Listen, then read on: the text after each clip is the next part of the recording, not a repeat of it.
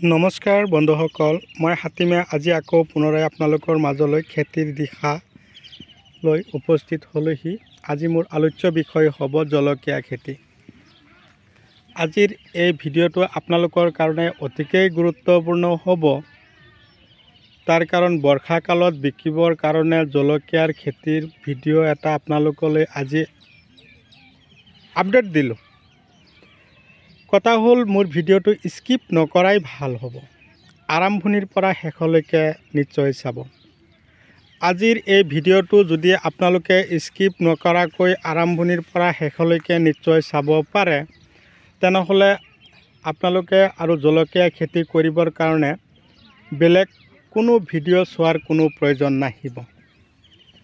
জলকীয়া চব্জিৰ ৰজা হিচাপে চিনাকি দিব পাৰোঁ আমি জলকীয়াক, যিটো জলকীয়া নহ'লে আমি কোনো এটা আঞ্জাত বনাই খাব নোৱাৰোঁ। জলকীয়া প্ৰতিটো মুহূৰ্তত আমি জলকীয়া ব্যৱহাৰ কৰোঁ। শাক চব্জিৰ ভিতৰত ৰজা হিচাপে এইকাৰণেই ক'লোঁ, জলকীয়া হ'ল আটাইতকৈ টকা উপাৰ্জন কৰাৰ এটা ভাল ভেজিটেবল। সেইবাবে মই ক'লোঁ, এই খেতি কৰি মানুহে এই খেতিৰ পৰা যথেষ্ট পৰিমাণে টকা উপাৰ্জন কৰি আছে। তো মই আজি আহিছোঁ খাৰুপেটীয়া এৰিয়াৰ জঙলপাৰা গাঁৱলৈ। খেতিয়কৰ খেতি কৰাৰ যিটো ধৰণ, বহুত উন্নত ধৰণে খেতি কৰিছে, ৰাসায়নিক বৈজ্ঞানিক পদ্ধতিমতে। আপোনালোকে যদি মোৰ চেনেলৰ এতিয়াও নতুন ভিউৱাৰ্ছ হিচাপে আছে, তেনেহ'লে দেৰি নকৰিব, মোৰ চেনেলটো ছাবস্ক্ৰাইব কৰি দিব, কাষত থকা বেল ঘণ্টিটো বজাই দিব। বজাই দি আপোনালোকে মোক আগুৱাই যোৱাত সহায় কৰিব। তো কথা হ'ল, ভিডিঅ'টো আপোনালোকে কেৱল অকলশৰীয়াকৈ চাবৰ কাৰণে প্ৰস্তুতি নল'ব। আপোনালোকে মোৰ ভিডিঅ'টো যিমান পাৰে শ্বেয়াৰ কৰিব। আপোনালোকে চোৱাৰ লগতে বেলেগকো চোৱাৰ সুবিধা কৰি দিব। জলকীয়া খেতি কেনেকৈ কৰিব লাগে, আৰম্ভণিৰ পৰা শেষলৈকে কথাখিনি আপোনালোকৰ লগত আলোচনা কৰি আছোঁ। প্ৰথমতে মাটি নিৰ্বাচন কৰি ল'ব, ওখ এঢলীয়া মাটি। তাৰ কাৰণ বৰ্ষাকালত বিকিবৰ কাৰণে যিটো জলকীয়া, সেইটো লগোৱাৰ কাৰণে আপোনালোকে এঢলীয়া, ওখ, অম্লতা আৰু হিউমাছযুক্ত মাটি নিৰ্বাচন কৰি লৈ তাৰপিছত আপোনালোকে নাৰ্চাৰী আকাৰে পুলি প্ৰস্তুত কৰিলে। পুলিৰ বয়স ইফালে 28 দিন বা 27 দিন হোৱাৰ পিছত লগাবৰ কাৰণে প্ৰস্তুতি ল'ব। এই মাজত যে 27 দিন বা 28 দিন সময় পালে, আপোনালোকে নাৰ্চাৰী আকাৰে পুলি প্ৰস্তুত কৰাৰ লগে লগেই বা গুটি দিয়াৰ লগে লগেই খেতিত ধুনীয়াকৈ হাল মাৰি ময়াই ধূলিময় কৰি আপোনালোকে গোবৰ সাৰ সিঁচিব। প্ৰতি বিঘাত কমেও 2 গাড়ী গোবৰ দিব, যদি এনেকুৱা ধৰণৰ খেতি আপোনালোকে বনাব খুজিছে। 1 গাড়ী গোবৰ সিঁচি দিলে আৰু 1 গাড়ী গোবৰ আপোনালোকে খেতিৰ কৰ্ণাৰতে আপোনালোকে ষ্টক কৰি ৰাখি দিব। তাৰপিছত প্ৰতি বিঘাত ছুপাৰ ফছফেট 50 কিলো। এই গোবৰ দিলে, এবাৰ হাল মাৰিলে আকৌ গোবৰ super phosphate 50 kilo, urea 15, DAP 15, potash 10 kilo দিলে।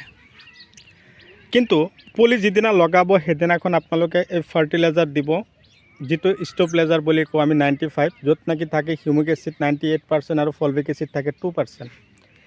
এইটো 1 বিঘা মাটিত 1 কিলো। যে আপোনালোকক যে অলপ আগতে কৈ দিলোঁ যে 15 কিলো ইউৰিয়া, আপোনালোকে ৰাসায়নিক সাৰৰ লগত যেতিয়া ইউৰিয়া দিব, তেতিয়া আপোনালোকে 10 কিলো দিব আৰু 5 কিলো ইউৰিয়া ৰাখি দিয়ক। এই ফাৰ্টিলাইজাৰ যে 1 কিলো দিব দিলে, ইয়াৰ লগত মিক্স কৰি আপুনি সিঁচি দিব। কোনদিনা? যিদিনা আপোনালোকে পুলি লগাব। পুলি লগোৱাৰ কমেও 3 ঘণ্টামান আগতে সিঁচি দি তাৰপিছত আপোনালোকে লগাব।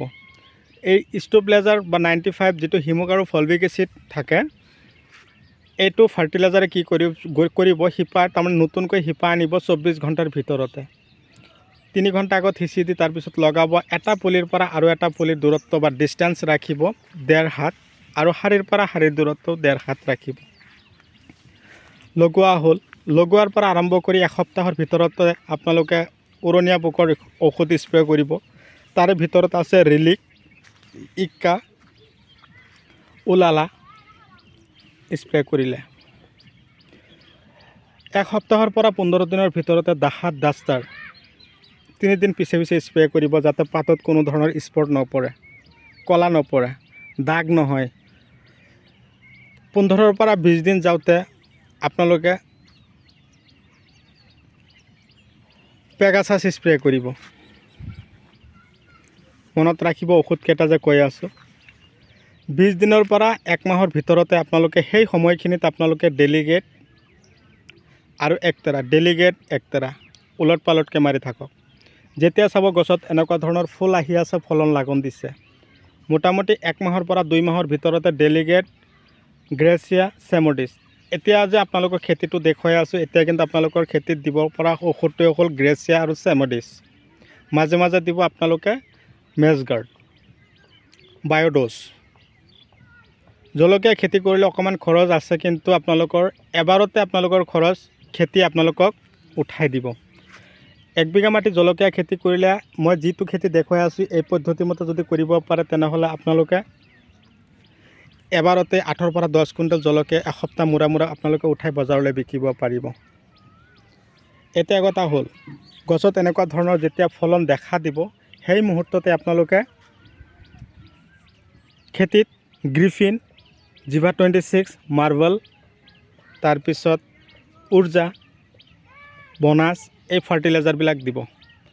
যেতিয়া ফাৰ্ষ্টত এবাৰ উঠাব, তাৰপিছত আপোনালোকে ষ্ট'প্লেজাৰ ফাৰ্টিলাইজাৰটো আকৌ সিঁচক DAPৰ লগত। ইউৰিয়া সাৰটো কমাই দিব। লগোৱাৰ আগত যিখিনি দিছে সেইখিনিয়ে। ইউৰিয়া সাৰ বেছি নিদিব, আপোনালোকে DAP সাৰটো অকণ বেছিকৈ খটাই দিয়ক। আজি অলপ আগতে হৈ গ'ল বৰষুণ, বৰ্ষাকাল আহি পালেই, আমি খোজ দিলোঁ। এতিয়া কথা হ'ল, লক্ষ্য কৰিব যাতে পানী জমা নহয়। কিছুমান সমস্যাৰ কথা কৈ আছোঁ। গছৰ গুৰি ফাটি যাব, দুটা এটা গছ মৰি যোৱাৰ সম্ভাৱনা থাকিব। তাৰ কাৰণে আপোনালোকে গছৰ গুৰিত জুডিঅ' পাৱাৰ, গছৰ পাতত লক্ষণ দি স্প্ৰে কৰিব, ফাংগিচাইডৰ ঔষধ। এনেকুৱাকৈ খেতি কৰি যাওক, আপোনালোকে সফল হ'বই হ'ব। তো বন্ধুসকল, ভিডিঅ' চাই কেনে পালে কমেণ্ট কৰিব নিশ্চয়, মই বহুত আনন্দিত হ'ম।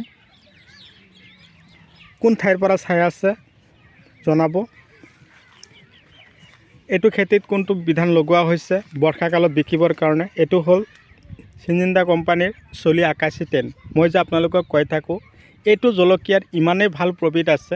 এতিয়া আকৌ যদি আপোনালোকে ফেব্ৰুৱাৰী মাৰ্চত কুটি পচাম বুলি ভাবিছে, তেনেহ'লে গিৰিচিডৰ ৰাভি আছে, HP-V4444 এটা জলকীয়া আছে, এতিয়া পচাব পাৰিব।